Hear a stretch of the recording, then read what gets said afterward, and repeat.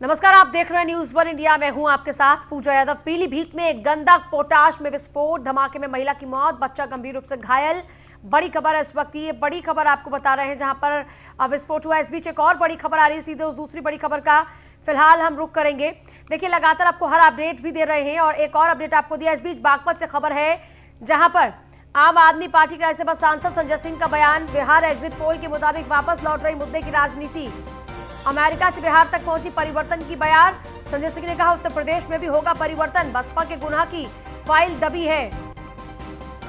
BSP और BJP एक ही party है, संजय सिंह कह रहे हैं। यूपी में भी होगा परिवर्तन। एग्जिट पोल्स आने के बाद बिहार में बाकी के और जो राज्य हैं जहां पर चुनाव होने, जिनमें उत्तर प्रदेश सबसे अहम है, उत्तर प्रदेश में आम आदमी पार्टी ने इन दिनों कुछ ज्यादा ही जोर लगाया है और संजय सिंह को इसकी बागडोर दी है। संजय सिंह इन दिनों लगातार उत्तर प्रदेश में एक्टिव हैं। इस बीच बिहार एग्जिट पोल के मुताबिक वापस लौट रही है मुद्दे की राजनीति। वो कह रहे हैं, साथ साथ कह रहे हैं कि अमेरिका से लेकर बिहार तक अब परिवर्तन की बयान है, यानी लोग मुद्दों की बात कर रहे हैं और मुद्दों पर वोट कर रहे हैं। यूपी में भी परिवर्तन होगा। संजय सिंह कह रहे हैं, सपा बसपा के गुनाह की फाइल दबी है। 25,000 रुपए, यानी लगभग 3 गुना से भी ज्यादा आम आदमी पार्टी मांग करती है कि तत्काल सरकार पुरानी व्यवस्था बहाल करे जो 3 साल पहले थी, पिछली सरकार में जो व्यवस्था थी। और अगर उसको बहाल नहीं करते हैं तो हम लोग पूरे पश्चिमी उत्तर प्रदेश और दूसरे इलाकों में इसको लेके बड़ा आंदोलन करेंगे। किसानों के ऊपर एक बड़ी मार है। अभी पराली को लेके पिछले 10 दिनों से मैं खबरें पढ़ रहा हूँ। 8 किसान यहाँ गिरफ्तार, 12 किसान वहाँ गिरफ्तार, 20 किसान वहाँ गिरफ्तार, 500 किसानों पे मुकदमा, 800 किसान। मालूम पड़ रहा है कि जैसे मजाक बना लिया है। अगर आदित्यनाथ जी को नहीं मालूम है तो वो जाकर केजरीवाल सरकार से सीखें। हमने डीकम्पोजर का इस्तेमाल किया पूसा इंस्टीट्यूट के साथ मिलके, और 20 दिन के अंदर किसान के खेत में पराली खाद बन गई। जिला पंचायत के चुनाव में हम लोग पिछले 2-3 महीनों से लगातार प्रयास भी कर रहे हैं, गांव-गांव में अपनी टीम तैयार कर रहे हैं। और जिला पंचायत का चुनाव पूरे उत्तर प्रदेश में आम आदमी पार्टी लड़ेगी। विधानसभा चुनाव को लेके ही जल्द ही हमारा शीर्ष नेतृत्व जनता से एक राय लेके और उसकी घोषणा करेगा।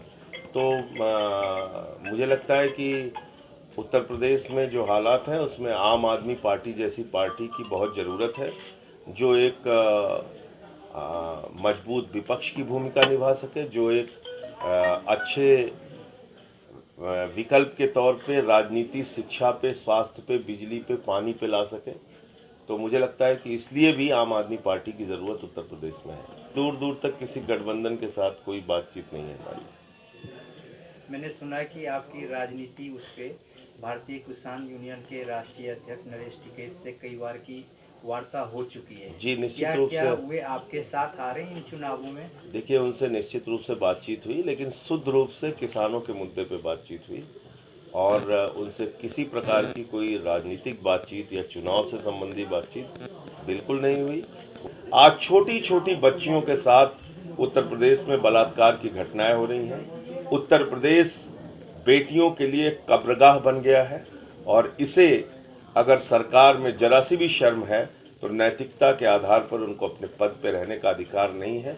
आज बेटियां उत्तर प्रदेश में हाथरस कांड हो, बलरामपुर कांड हो, लखीमपुर कांड हो, पूरे उत्तर प्रदेश के अंदर बेटियों की सुरक्षा एक बहुत बड़ा खतरे का विषय बनी हुई। गाजियाबाद में बेखौफ बदमाश राधा कृष्णा ज्वेलर्स पर 50,000 की लूट। ज्वेलर्स पर पेमेंट करते हुए ग्राहक से 50,000 रुपए लूटे गए। सूचना के बाद मौके पर पहुंची पुलिस। तहरीर के बाद पुलिस ने कार्रवाई करने की कही बात।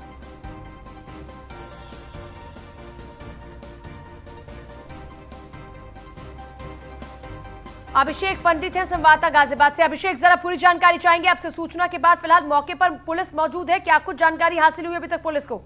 जी पूजा जी, मैं बता दूं, गाजियाबाद कोतवाली घंटाघर के चौपला मंदिर मार्केट में ये लूट की वारदात को अंजाम दिया गया है। बंदूक की नोक पर बदमाशों ने 50,000 की लूट को अंजाम दिया है। अभी मौके पर आला अधिकारी मौजूद हैं, उन्होंने यहाँ पर कानूनी प्रक्रिया चालू कर दी गई है। सीसीटीवी फुटेज खंगाले जा रहे हैं। बाकी मामले की जांच कर जल्दी ही गिरफ्तारी की जाएगी इस मामले में, ऐसा कहना है आला अधिकारियों का। मगर अभिषेक, देखने क्या वाले- ये कोई जी। सक्रिय गैंग है जो इस तरह की लूट की वारदातों को लगातार अंजाम दे रहा है? लगातार गाजियाबाद में वारदातों को अंजाम दी जा रही है, उसके बाद भी पुलिस सतर्क नहीं हो रही है, ऐसा यहाँ पे व्यापारियों का कहना है। क्योंकि लगातार घटनाओं को लगातार हो रही है, उसके बाद भी पुलिस जागरूक क्यों नहीं हो पा रही? तो जो व्यापारी वर्ग है उसमें तो बहुत नाराजगी होगी इस पूरे घटनाक्रम को लेकर। हाँ, इस समय व्यापारी वर्ग में काफी रोष नजर आ रहा है और काफी अधिकारी समझाने की कोशिश भी कर रहे हैं मौके पर अभी भी, और जल्दी लूट को खोलने का आश्वासन दे रहे हैं। चलिए, शुक्रिया आपका।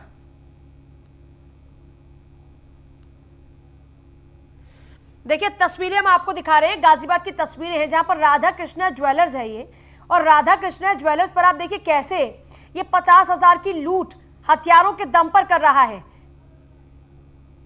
ग्राहक वहां पर बैठे हुए हैं, ज्वेलर्स जो यहां पर बैठे हुए जो ज्वेलरी दिखा रहे हैं अपने ग्राहकों को वो भी हैं। अचानक से एक शख्स अंदर एंट्री कर रहा है, बंदूक दिखाता है, पैसों की गड्डी उठाता है और वहां से फरार हो जाता है। देखिए कितने आराम से ये अंदर प्रवेश कर रहा है, इसके हाथ में बंदूक है। सब सकपका जाते हैं, यानी हैरत में आ जाते हैं कि आखिर ये हुआ क्या। अचानक से ये आता है अंदर, पैसे उठाता है और तुरंत वहां से फरार हो जाता है। बंदूक के दम पर कैसे लूट की वारदातों को अंजाम दिया जा रहा है, ये उसकी एक बानगी है। सबसे खास बात यह है कि इस तरह की तस्वीरों के बाद में व्यापारी में काफी गुस्सा है इस बात को लेकर कि क्यों अभी पुलिस में जो हिम्मत होनी चाहिए ऐसे सक्रिय गैंगों को निपटाने की वो नहीं हो पा रही है, और कैसे इन गैंग्स की इतनी हिमाकत कि ये बंदूकों के दम पर लगातार लूट की ऐसी वारदातों को अंजाम दे रहे हैं। राधा कृष्णा ज्वेलर शॉप की ये दुकान की तस्वीरें हैं, सीसीटीवी की तस्वीरें हैं, जहां पर आप देखेंगे किस तरीके से ये एक शख्स अंदर घुस रहा है, बंदूक के दम पर पैसे उठाता है वहां से 50,000 रुपए, और फिर वहां से बंदूक दिखाते हुए बाहर निकल जाता है।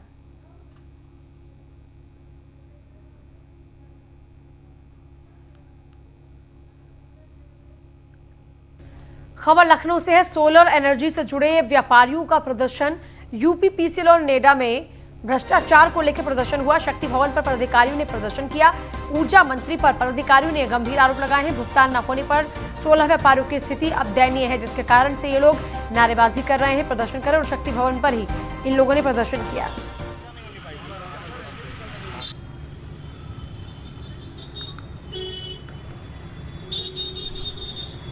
यूपी नेता हो बर्बाद, मुर्दाबाद मुर्दाबाद। यूपी नेता हो बर्बाद, हो बर्बाद, हो बर्बाद।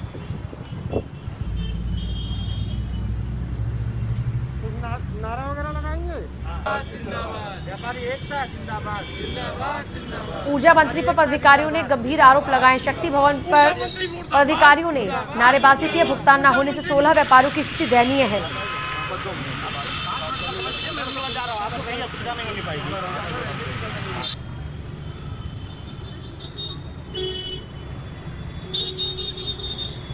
यूपी नेता हो बर्बाद, मुर्दाबाद मुर्दाबाद। यूपी नेता हो बर्बाद, हो बर्बाद, हो बर्बाद।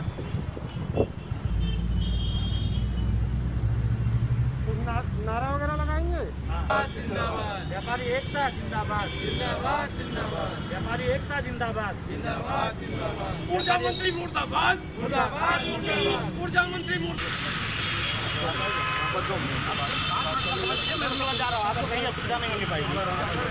विशेष संवाददाता राहुल श्रीवास्तव हमारे साथ में। राहुल, व्यापारी सड़कों पर आ गए हैं, ऊर्जा मंत्री पर, विभाग पर गंभीर आरोप लगा रहे हैं, माजरा है क्या दरअसल?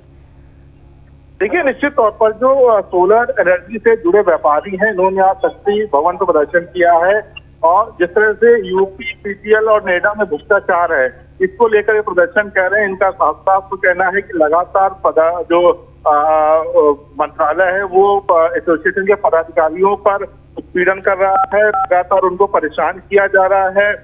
भुगतान अभी तक नहीं किया गया है, जिससे कई व्यापारियों की हालत, आर्थिक स्थिति खराब है। तो ऐसे में ये तमाम मुद्दों को लेकर वो आज शक्ति भवन पहुंचे थे और वहां पर उन्होंने प्रदर्शन किया था। जी चलिए, शुक्रिया आपका फिलहाल पूरी जानकारी के लिए।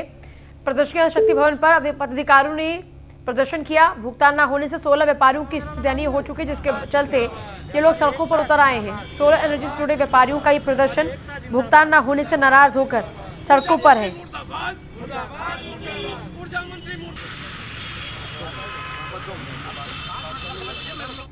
सीएम योगी के ड्रीम प्रोजेक्ट का दिख रहा असर। ओडीओपी से पूरी दुनिया में बदल रही है यूपी की पहचान। ओडीओपी प्रोडक्ट की ऑनलाइन शॉपिंग में वृद्धि।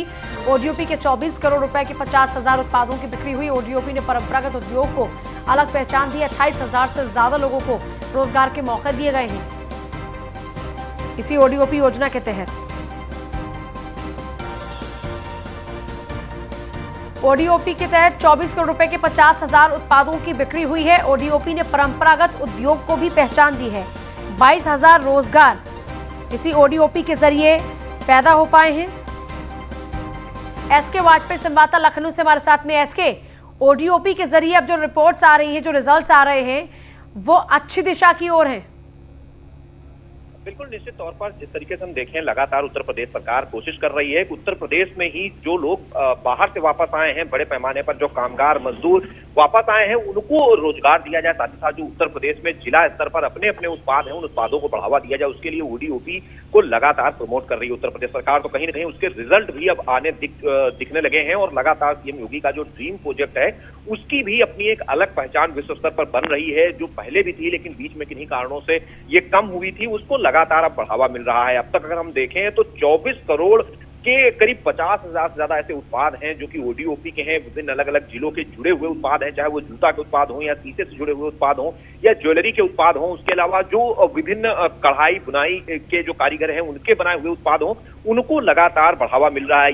ये जो आंकड़े हैं कहीं ना कहीं दिखा रहे हैं कि किस तरीके से जो सरकार की ओडीओपी योजना है उसको लगातार बढ़ावा मिल रहा है। विश्व स्तर पर कहीं ना कहीं उनके उत्पादों की बिक्री लगातार बढ़ रही है, क्योंकि अभी तक जो सिस्टम था वो ऑफलाइन था। अब ओडीओपी को भी ऑनलाइन सिस्टम से जोड़ा गया है, जिसके तहत ये प्रोडक्ट की बिक्री में लगातार तेजी आई है। 28,000 से ज्यादा ऐसे लोग हैं जिनको उत्तर प्रदेश सरकार ने इस ओडीओपी योजना के तहत विभिन्न रोजगारों से जिला स्तर पर ही जोड़ा है। तो हम कहें कि अब ये आंकड़े जरूर कहीं न कहीं संतोषजनक हैं और उस तरफ आगे बढ़ रहे हैं जिसको लेकर उत्तर प्रदेश सरकार लगातार प्रयास कर रही थी। चलिए, शुक्रिया आपका फिलहाल पूरी जानकारी के लिए।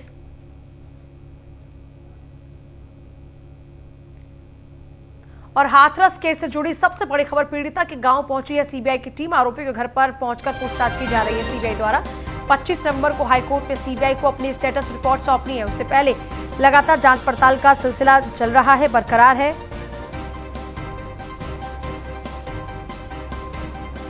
और शुभम मेरे सहयोगी हैं। शुभम, ज्यादा जानकारी चाहेंगे आपसे।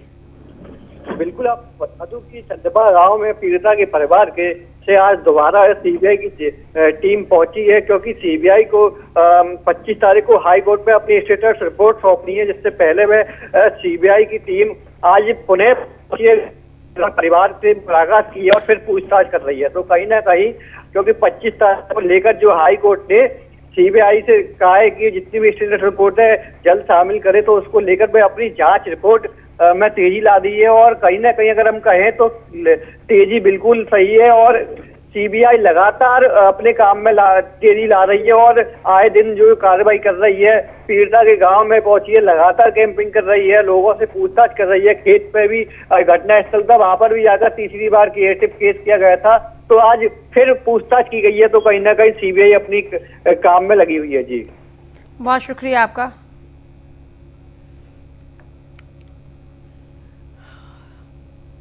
प्रयागराज में चेन स्नेचर के साथ पुलिस की मुठभेड़ में एक चेन स्नेचर के पैर में लगी गोली।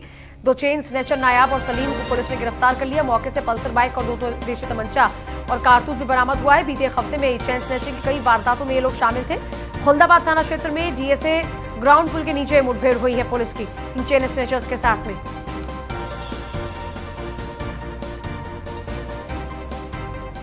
सूचना मिली कि एक महिला जो मॉर्निंग वॉक पर निकली थी, पल्सर सवार 3 लड़कों द्वारा चेन स्टिचिंग का प्रयास किया गया। वह सूचना मौके से ही कंट्रोल रूम को प्रसारित हुई। कंट्रोल रूम ने तुरंत यह सूचना पूरे जनपद में और आसपास के थानों में प्रसारित किया।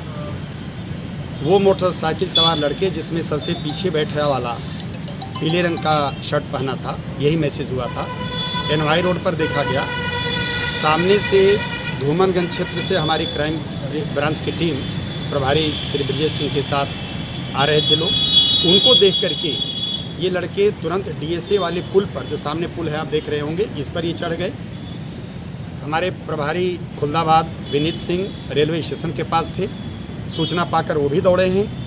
ये लड़के पुल से उतरते ही तुरंत अपनी गाड़ी दाहिने मोड़ करके पुल के नीचे आ गए। पुलिस ने जब ललकारा तो इनके द्वारा जो पीछे बैठा था लड़का, उसने तुरंत पुलिस पर जानलेवा हमला किया, फायर किया और पुलिस द्वारा भी क्रॉस फायरिंग की गई। मोड़ पर आप देख भी रहे होंगे, पुल के नीचे ये मोड़ पर एकाएक उनकी गाड़ी स्लिप हुई है। आलोक मालवीय मेरे सहयोगी जुड़े हुए प्रयागराज से। आलोक, ये चेन स्नैचर्स कई वारदातों को अंजाम दे चुके थे, क्या इनके और भी कई सक्रिय गैंग हैं? पूछताछ में क्या कुछ खुलासे?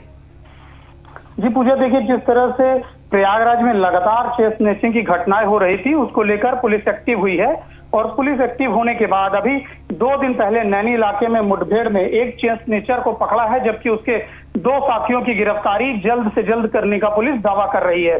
इसी दौरान सिविल लाइन से आ रहे चेन स्नैचर की खबर मुखबिरों के द्वारा पुलिस को मिलती है और पुलिस उनकी घेराबंदी करती है। इसी दौरान जो चेन स्नैचर है वो भागने की कोशिश करते हैं और जवाबी फायरिंग में उनके पैर में गोली लग जाती है और एक जो चेन स्नैचर है वो घायल हो जाता है और 2 को भी पुलिस उसके साथियों को भी गिरफ्तार करती है। तो पुलिस इस समय एक्टिव मोड में है और चेन स्नैचरों की खैर नहीं है प्रयागराज में। जी पूजा, बने रहेगा हमारे साथ में, आपके पास वापस लौटूंगे बाकी खबरों पर अपडेट के लिए। आलोक,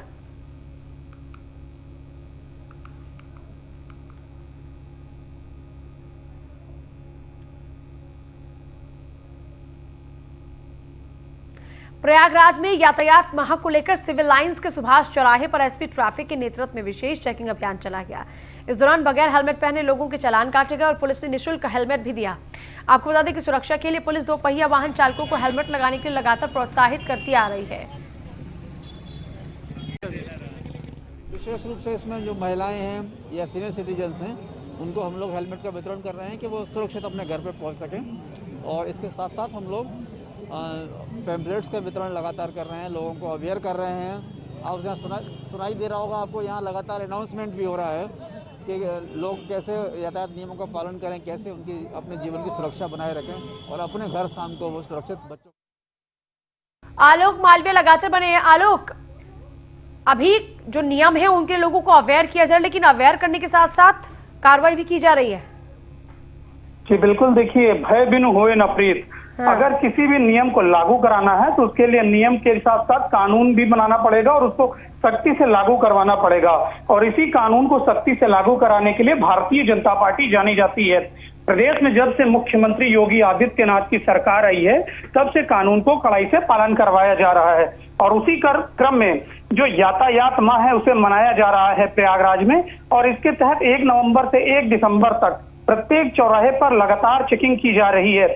मैं पूजा इसके साथ आपको बताना चाहूंगा, प्रयागराज में एक बड़ा क्लोज सर्किट टीवी का बना गया हॉल और उस हॉल में क्लोज सर्किट टीवी के द्वारा लोगों का विशेष रूप से चालान किया जा रहा है, जो हेलमेट नहीं लगाते हैं, जो जेब्रा लाइन क्रॉस करते हैं या जो यातायात नियमों का उल्लंघन करते हैं। इसके साथ ही प्रत्येक चौराहों पर छोटे स्पीकर्स लगाए गए हैं। जब रेड लाइट होती है तो वो स्पीकर बजते हैं और जो आने जाने वाले लोग हैं वो यातायात के नियमों से जागरूक होते हैं।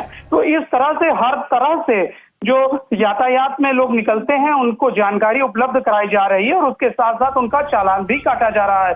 तो कुल मिलाकर ये सराहनीय पहल है और इसके साथ साथ जो लोग हैं जो निकल सकते हैं अपने घरों से और उनके पास हेलमेट खरीदने के पैसे नहीं है या वो किसी कारण से हेलमेट नहीं खरीद सकते हैं, उनको हेलमेट भी निःशुल्क उपलब्ध कराया जा रहा है। तो पूजा, ये सराहनीय पहल प्रयागराज पुलिस की देखने को मिल रही है। जी पूजा, बहुत ही शुक्रिया आपका फिलहाल।